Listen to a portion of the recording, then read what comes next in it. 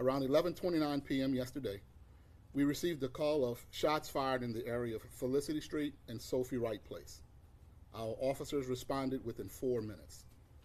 When we arrived, we located Mr. Smith partially inside of his vehicle, suffering from multiple gunshot wounds to his body.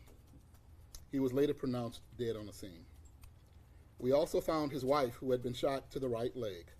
She was taken to the hospital where she was treated for non-life-threatening injuries. Based on our investigation, we learned that Mr. Smith and his wife were traveling eastbound on Sophie Wright Place in their silver Mercedes. As they were approaching Felicity Street, their vehicle was hit in the rear by an orange Hummer H2, which caused their vehicle to hit the rear of a gray Chevrolet Impala. The Impala was occupied by two acquaintances of the victims. They were not injured. At some point, the driver of the Hummer, later identified as 30-year-old Cardell Hayes, and Smith exchanged words.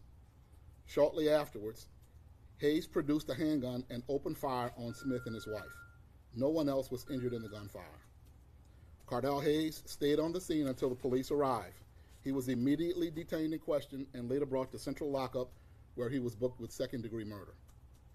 There was a passenger inside of Hayes' vehicle. He was questioned and released. At this time, we don't have any information that would lead us to believe that he was involved in this shooting.